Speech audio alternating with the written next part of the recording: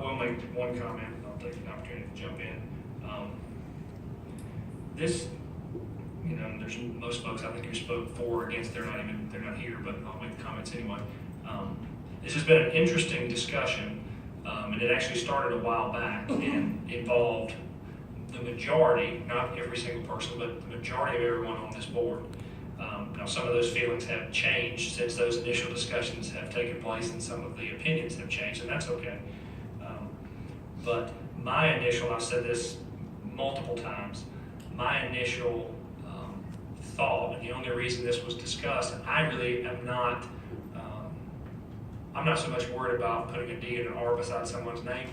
My thought was, because we're already supported in a partisan manner now, and because everybody on this board has been on a Republican or Democrat card, I thought to pretend as though we're not partisan, and once we get up here, all those connections we have with the parties is somehow dissolved. I think it's a little, I just don't think that makes a lot of sense. The other thing I will say is, even some of the folks who spoke here tonight, and I do appreciate everybody who has come tonight for this and for the one-to-one. We generally do not have this many people to speak in public comment, and people probably think that we would prefer it that way, but that's really not the case, because we don't get a lot of feedback otherwise. So this is really something that I appreciate. But what's interesting is, even some of the folks who spoke here tonight about the negative impacts of partisanship on this election are people that I observed who had a very specific party affiliation, served at polling places, and handed out cards with only Democrat candidates. My seat, for example, had 2 Republicans, no Democrat candidate. The Democrats, for some reason, didn't even represent that seat on that card. So my question would be, if we don't want partisanship interfering in all this, it seems ironic that they just so happen to only endorse Democrats. I honestly am not really concerned with this, whether it passes or not. At this point, it's out of our hands. It's a state issue. I really don't care. What I do think is the fair thing to do is for people to acknowledge that the partisanship is already there. And I also will say this, I think to assume that just because, let's say this passes and there is a D and an R beside our name, that we're going to sit up here and discuss partisan platforms, I mean, it's still a Board of Education. And I don't think largely it would change much. As was mentioned before, there are Democrats and Republicans and an independent represented on the board. We don't have a D and an R beside the name, but people clearly know who is who. K. Wright Norman served on this board as a Democrat for 24 years, I believe. I think it was 6 terms. So it's not impossible to get elected in this county as a Democrat. It is hard. It's a Republican county. I understand that. My opinion is, if we're going to say partisanship doesn't matter, I'm okay with that, but I think the parties in the county, both parties, should completely stop having anything to do with it. And more importantly, the folks who come, who support partisanship and who oppose partisanship, should not mandate, but demand that those parties stop. Because until they do, partisanship is all around us. It always will be. I think the fear is that particular folks won't get representation as a political party. And that was even said a lot of times tonight. Because it's a Republican county, Democrats won't be represented. That shouldn't be the issue. The issue should be partisanship in general, not because my party doesn't get enough seats on the board. That's still partisanship. But with that said, I'm going to say one other thing. I am very disappointed that not one person showed up to speak in support of it. And I don't say that because I was hopeful, but we are elected by an entire county. And I have not heard, other than a few folks that I know, I haven't gotten emails, I haven't read newspaper articles, I haven't had people stop me on the street, and nobody showed up here tonight to speak in support of it. So my argument would be, if you're out there and you support this, well, where were you? Nobody made you stay home. Everybody else showed up. Nobody else had a problem telling us what they thought. Whether I agree or disagree, at least they had the backbone to be here. I don't understand why other people can't do that. And that's the most frustrating part of this, is very rarely do we get folks involved. And when you go away from this board environment and you hear folks tell you what they want, and I even had a meeting recently with some folks who said, look, why is no one ever showing up? You tell me what you want, what you expect, but nobody ever bothers to come and say that in public. That's very disheartening. And quite frankly, I think it puts us in a situation, because we're the ones wearing everything, Everybody else gets to sit at home and point the finger, but they don't have to wear it. And I don't care for that. And I don't think, that's not on anybody here. But we have to decide what we find important. And if we find something important, then we need to show up and we need to talk about it. And we need to be willing to talk about it in public and stand behind it. If we don't, maybe we need to keep our mouth shut in public about what we think. I'm done. Ms. Kennedy. Mr. Chairman, I did not come here prepared to comment, but I feel that I should. As an individual who received 97.9% of the votes in 2014, I obviously did have support from Democratic, Republican, and unaffiliated voters. I checked that on the state site, so those are accurate. That's an accurate percentage. Of the 112 elected boards, and this is BOE boards, 23 are now partisan. There has been a spurt in growth, no matter what anybody says. And it has been encouraged or backed by primarily Republicans. I will reiterate what some other people have said. Partisan elections require a primary. This can be expensive. I feel that partisan elections are not fair to unaffiliated candidates. And for that fact, I just feel that our board should remain nonpartisan, placing its emphasis on student achievement and the welfare of our county. But I did not want to make this a contentious discussion. Well, thank you, Ms. Kennedy. I appreciate that. Travis. I have to address some of the things that Josh did.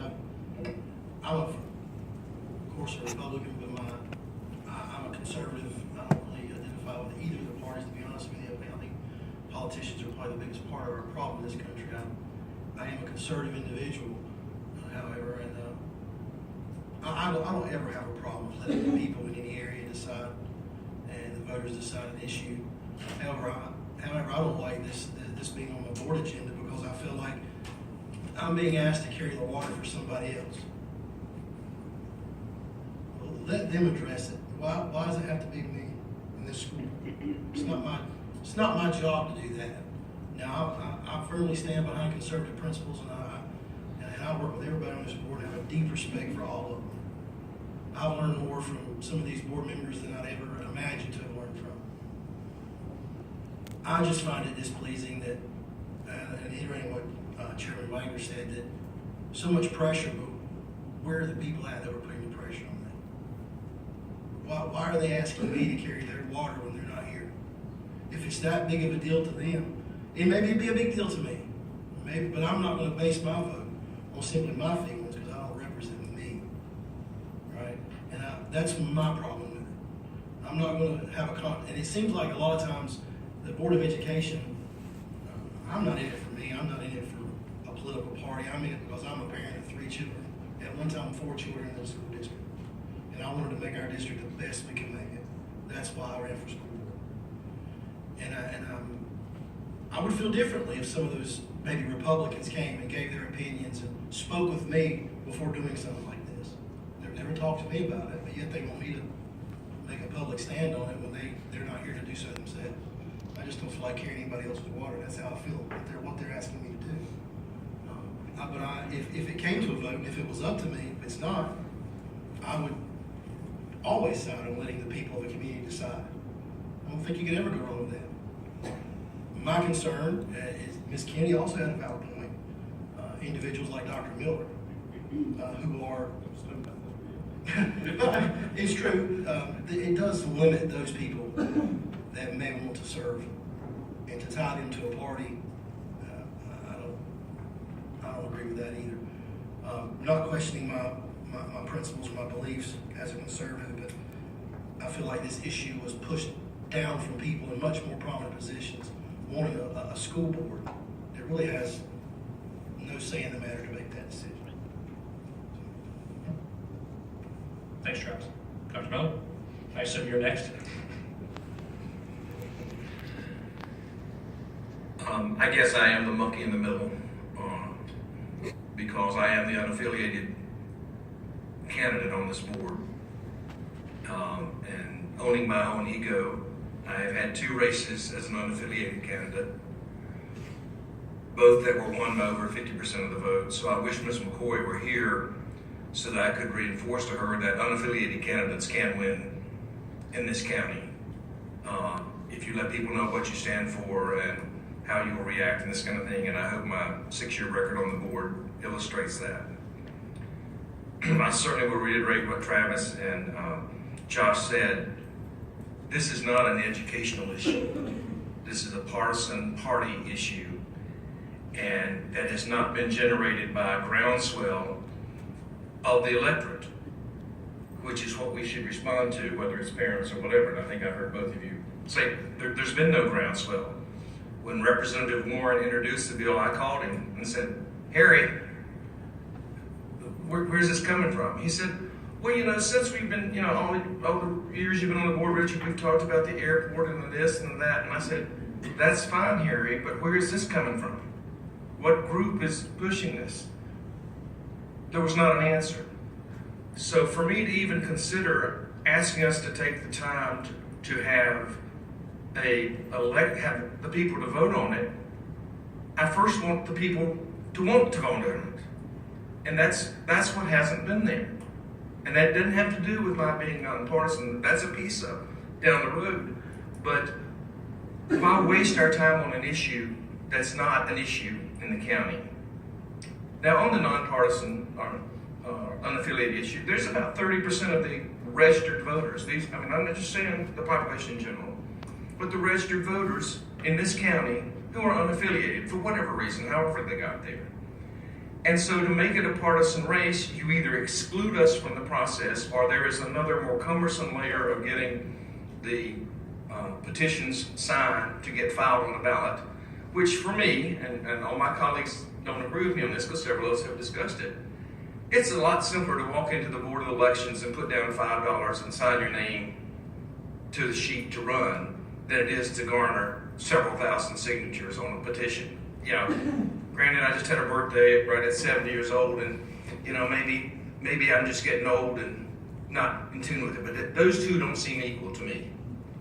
And that's, you know, I don't think we should be, it's not total disenfranchisement, but it makes it a lot more difficult for 30% of our electorate to be able to say they want to be for a school board. And back to the Hatch Act, we shouldn't exclude the myriad. It's not like we don't have federal employees in this county. We have one of the biggest VA facilities around, and why should we limit them as well? And we had a retired VA employee on this board. So it's not just the unaffiliated, but there's a whole nother group that would be impacted that I really hadn't even thought about, to be quite honest with you. So I appreciate that point. Because it's difficult enough to get school board candidates to begin with. I mean, who wants to spend the hours that we spend for the minimal compensation that comes for it to try to do the right thing for kids? That's because you want to do it because you believe it's the right thing to do the right thing for kids. And that's what should be the driving force. And yes, is there a partisan line underneath all of it? Absolutely. I'm not naive enough to try to say, yes, that's there. And it will seep its way in no matter what we do. But we don't have to elevate it to the top to make it the primary issue. Let it seep in when it seeps in, but then let's try to keep focused on the kids otherwise. Because the partisan elections, all you have to do, you know, and let's talk about the elephant in the room, which is consolidating power and this kind of stuff. Because you know, we have 27, 28 gerrymandered districts that the courts have ruled inappropriate. We have tried to take away the governor's powers that never had happened before. We have trying to limit the State Board of Education's power right now. There's a big struggle going on with the state superintendent and the State Board of Education. But the same Monday night we met 2 weeks ago, the Kannapolis City Council was lambasted with, oh, we're going to change your election day, to which they hadn't had any request or whatever. So yes, I agree with both of you. There is a force outside of us going on that's trying to consolidate power, and we should not be a part of that. We should not let our board be sucked into that and be used for something that's not a grassroots issue here in Rowan.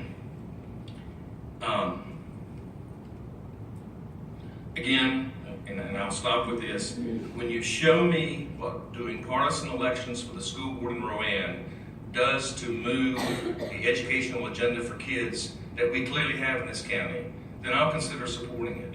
but I see absolute zero effect that a partisan election has in moving that educational agenda.